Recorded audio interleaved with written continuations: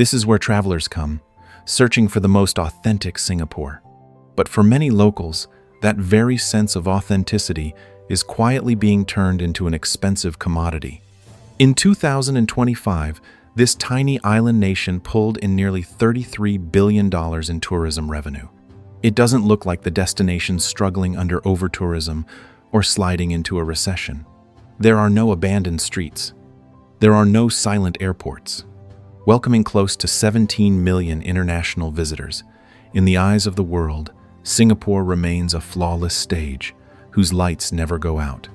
But if everything is truly that perfect, then who is paying the price for all that smoothness? What is unfolding beneath that glossy surface is not a shortage. It is a new kind of urban crisis. This is not a city losing its visitors. It is a city so successful that the very social foundation supporting its tourism machine is being worn down from within. A tourist city doesn't only need visitors to arrive, it also needs residents who want to stay. When a city is designed too perfectly for global capital and for passing travelers, does it still remain humane enough for the very people who call it home? Is Singapore truly a city worth living in?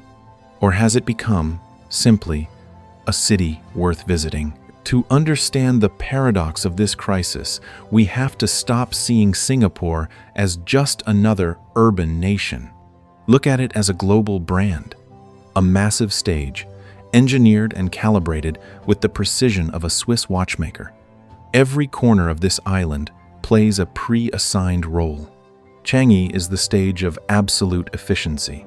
Marina Bay is the stage of peak prosperity. Sentosa is the stage of limitless entertainment. The hawker centers are the stage of everyday identity.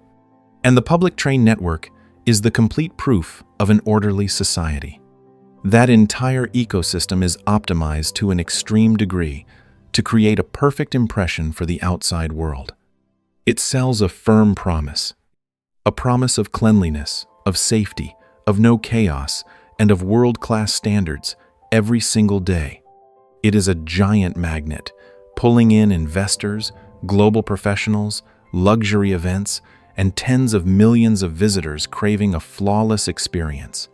To be fair, Singapore has not failed.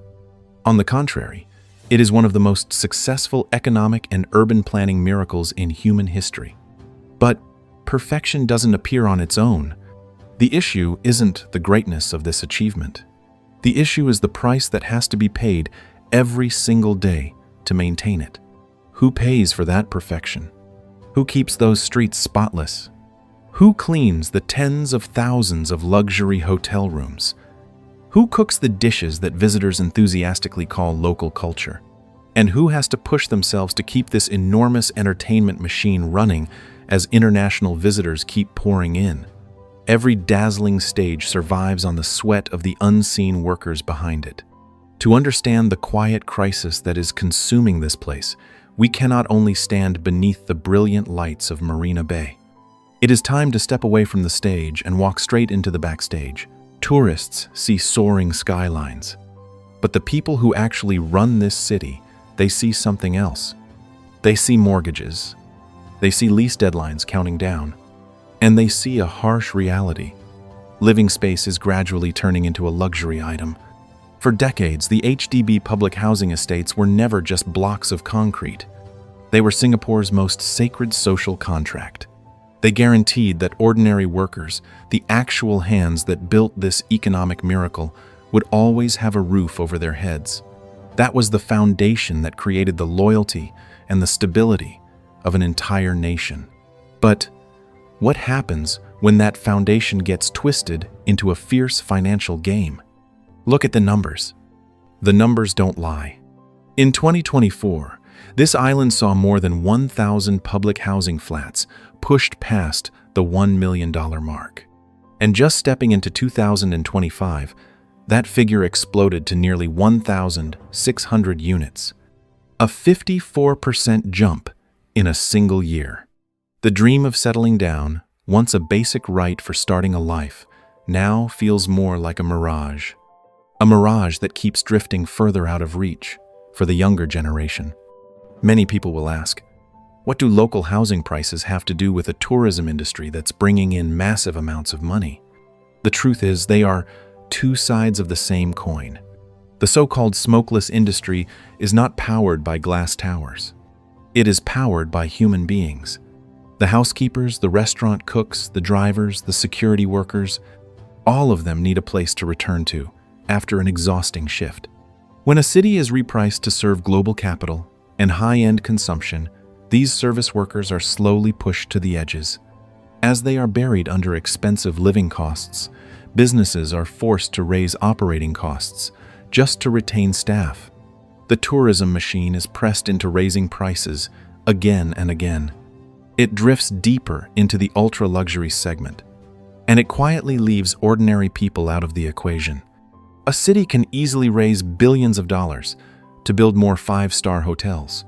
But who will keep the lights of those hotels shining if even the people running them can no longer afford to survive inside it? For millions of international visitors, a plate of Hainanese chicken rice or a steaming bowl of laksa at a hawker center is simply a local food experience. But for this island, it once carried a much greater meaning. This is not just a place where food is sold. It is a piece of social infrastructure. It used to be the most democratic space in Singapore, one of the rare places where the lines between social classes blurred, a place where everyone shared the same space and the same flavors for just a few dollars. But the undercurrent of an ultra-premium city spares no one. The cold statistics expose a deep crack. In 2023, food prices at hawker centers saw a 6.1% increase, the most severe in 15 years. The $3 meal, once a lifeline for the working class, is being squeezed. It is crushed between two pressures: skyrocketing rents and rising operating costs in an economy programmed for high prices. Look closely at the people keeping that so-called identity alive. They are exhausted. A generation of older stall owners is slowly fading, while the younger generation refuses to take over a legacy that drains all their energy, while the profits get wiped out by rent. The tourism machine keeps promoting local culture to attract international visitors. But is a culture truly alive if the locals themselves can no longer afford to use it every day? When street food is forced to raise its prices, when it targets the wallets of passing tourists instead of feeding the community, it is no longer a real way of life. It has been packaged, labeled, and turned into a lifeless tourist prop. This glittering city will still bring in billions of dollars. Tourists will still marvel at the diverse food scene. But behind that picture is a silent trade-off. When hawker centers lose their everyday accessibility, Singapore doesn't only lose a cheap meal. The island is taking away one of the last rare spaces where residents and visitors could still meet in the same shared reality. In the eyes of the world, the transport system here is not just asphalt and vehicles. It is a masterpiece of urban planning. This absolute smoothness, this openness, is a huge plus. A magnet that attracts the global elite and visitors trying to escape the chaos commonly seen in other Asian megacities. But to keep that stage perfectly tidy, this city has built a cold financial barrier. Here, the right to own personal space on the streets is locked behind something called the COE, the Certificate of Entitlement to Buy a Vehicle. Imagine paying more than 100,000 Singapore dollars, roughly 75,000 US dollars. And that is not the price of the car. That is only the entry ticket. That gives you the right to buy a car. From a macro management view, this is a brilliant move. It controls density. It reduces pollution. It protects economic efficiency. But from a sociological view, it creates a brutal stratification. It turns the steering wheel from a basic means of transport into an exclusive privilege of the ultra-rich. It strips away the freedom of movement for the middle class, and it sends a wordless message. In a city priced by international capital, space is the most expensive thing. And if you are not wealthy enough, you are not allowed to occupy it. Tourists only experience this convenience during a 4-day holiday. But the service workers, the people running this tourism machine, have to live with that system every single day. They are packed into a public transport system that is becoming more and more crowded.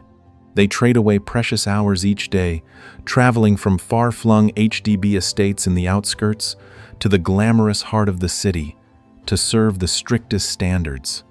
They carry the enormous pressure of living costs, and they are worn down by the constant lack of time to rest. Tourists see a city that's easy to move through, but the people who keep that city running, they see a different truth. In a city designed too perfectly, just how expensive does 1 square meter of personal space have to become? And as that core workforce grows more exhausted by the day, how long can those dazzling lights truly keep shining? Put all the pieces together. $1 million HDB flats, expensive bowls of chicken rice, a car buying permit that costs an entire fortune. These are not scattered phenomena. They are gears grinding against each other in a fierce economic spiral. This is the price of an illusionary growth model. When a city positions itself as the perfect playground for the global elite, and the flow of capital, space, and real estate instantly becomes scarce. The inevitable result is that housing prices, commercial rents, and service costs are pushed to unimaginable levels. In such an expensive ecosystem, businesses are forced to raise wages and bonuses just to retain workers.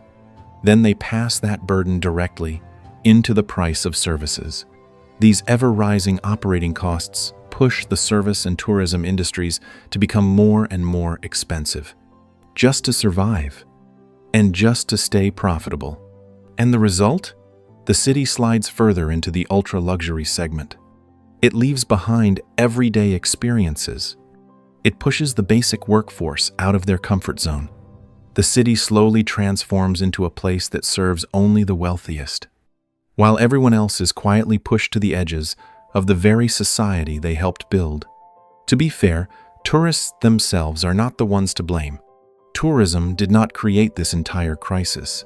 It is only the clearest mirror, reflecting a machine programmed to prioritize short-term visitors over long-term residents. A destination can earn many more billions of dollars from ultra-wealthy customers. But if the price of that record revenue is the erosion of everyday life, the burnout of local workers, and the fading of a real identity, then that is no longer called growth. It is a trade-off that reaches the very foundation. The world admires Singapore's absolute safety, but physical safety is not the same as peace of mind. For tourists, this island is paradise for a 4-day vacation. For residents, it is a non-stop race to avoid being crushed by this expensive machine. In Venice or Barcelona, the crisis erupts loudly through public protests, but here it is a quiet erosion, a harsh macro loop. The more perfect the machine becomes, the more massive capital it attracts. And the more ordinary people are squeezed, the more local identity is commercialized down to its core. Singapore is not collapsing. It is still a great monument of urban governance. But from that very peak, a deep crack has appeared. This new kind of tourism crisis is not found in empty streets. It is found in the silence of residents who are quietly asking themselves, is this city still being built for us? A destination can be very much worth visiting, but if it keeps stripping away its ability to be called home, then that success, in the end, is only a hollow stage backdrop.